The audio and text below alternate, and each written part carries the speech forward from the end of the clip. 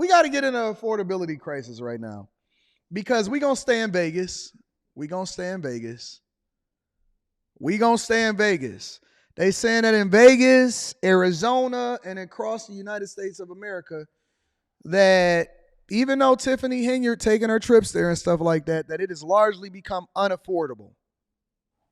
Affordable housing, a crisis here in the Valley, from not making enough money to pay rent to seniors on a fixed income. 8 News Now anchor Ozzie Morris shares the story of a Las Vegas woman on Social Security disability and why she has no choice but to move out of her apartment that she's been in for the past 8 years.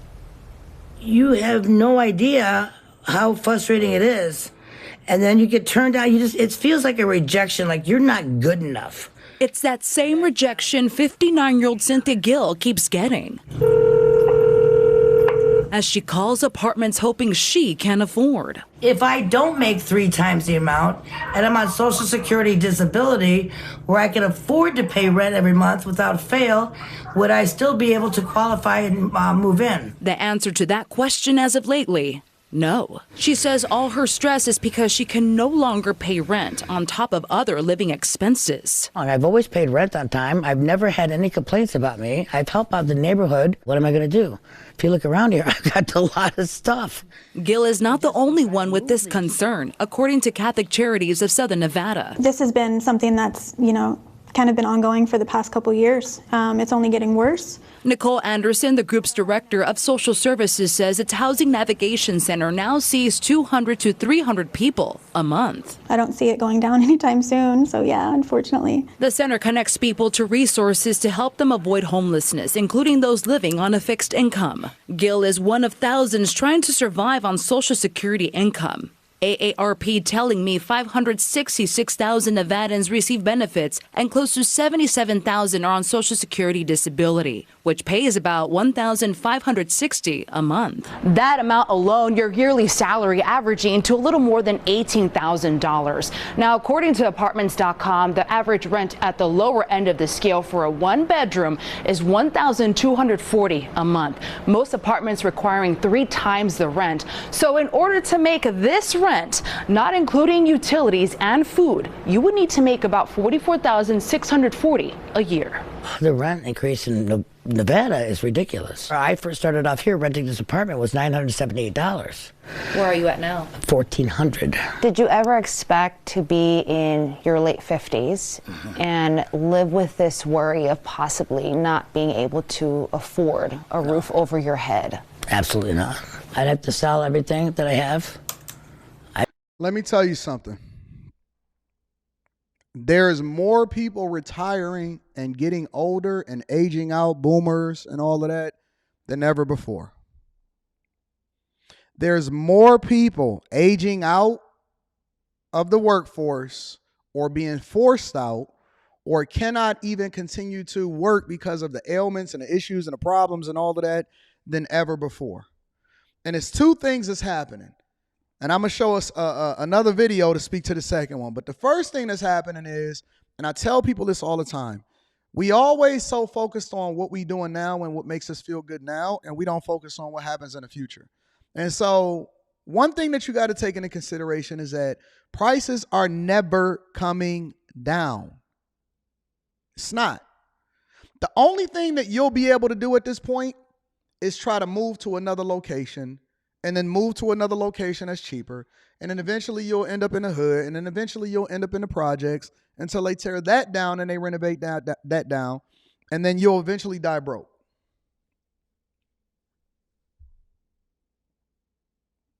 Social Security itself is a Ponzi scheme because what we're putting into it now is now funding what people are currently trying to do as far as retirement. They're still trying to talk about, and a part of negotiations and funding the government is making sure that we got enough money for Social Security. And the prices are not going to go down. They're going to continue to go up. And so when we have these conversations and Stock Club and a Patreon and stuff like that, and I give you all a budget to make sure that you not only focus on what it is that you're doing now, but that you grow in the future, you're not going to be able to survive off of Social Security alone or having a son husband or forcing your kids to take care of you everybody is trending towards being homeless. Everybody is trending towards eventually being homeless. Your mama, your grandma, look, now we're going to be the Ponzi scheme, meaning that people are now having children so that they can hope to be taken care of by their children instead of making smart financial decisions now. Because inflation and everything that's happening in society and Biden forgiving y'all student loans and all of these social programs is pushing the cost of living up. Even if you have a home, your costs are going up as far as utilities, maintenance, property taxes, HOA fees. I read that they have HOA fees down in Houston in buildings that's $6,000 a year. $6,000 a year in HOA fees. Alex, you just said it. $100,000 don't even remotely do what it does in yesteryear. It's not enough. Kay Cooper says, I want to take care of my mom. Interesting. I would like for my mom to be taken care of by making smart financial decisions. That's the difference. See, if I care for her, that's supposed to be extra. That's not supposed to be required. I don't want to put the burden on my daughter to have to financially be responsible for me when I get into my older age. And to the contrary, I would love to be able to pass something on to her so that her life isn't burdened, but her life is fruitful. You're being forced into poverty. And we all know that. But the question is, after you get forced into this thing, are you doing anything to prevent yourself to be subjected to it? Let me flip over for a second, because that's over in Vegas. And so affordability in homes and people, they can't survive in Vegas, right? They can't survive in Vegas. Let's go over to Arizona, for example. Arizona is supposed to be considered retirement communities, people where they're able to raise their kids and their grandkids a little bit differently, right? But in addition to the migrant crisis that's happening over in Arizona, you also have people that's complaining about the fact that they can't even live in Arizona anymore. The landscape has changed a lot in recent decades, as you can see it transforming in this time lapse. In that time, the housing market has changed a lot too. Arizona was once one of the most affordable states to buy a home. Now, the opposite, according to a new report. ABC 15's Patricio Espinosa and Garrett Archer teaming up tonight, talking to people priced out and going inside the numbers on Arizona's real estate reality. It is part of the American dream to own a home, but how? Find a roommate? Get a second job? Those are some of the questions many in our community are asking. And my husband and I moved to Arizona over 30 years ago because housing was very affordable at the time. What you holding right there? Show us. As the rent is too high. And I have a grandfather, and he has Parkinson's disease. We are trying to find him a new home. Currently, he's living with us because housing rates are just crazy. One of my friends at work, he's just turned 18. He would be a senior in high school, but he had to drop out to make money to help his family pay for.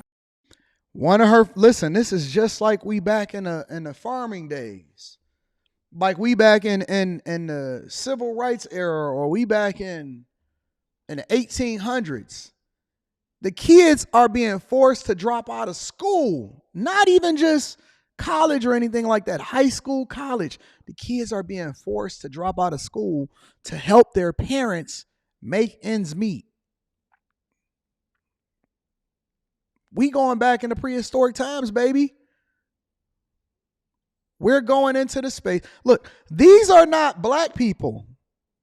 It's not just happening to black people. It's not just happening to Hispanics. It's not just happening to migrants, whatever. These are good white folk. Everybody that you see complaining on this video are people that they say that the system is actually supposed to be helping and for.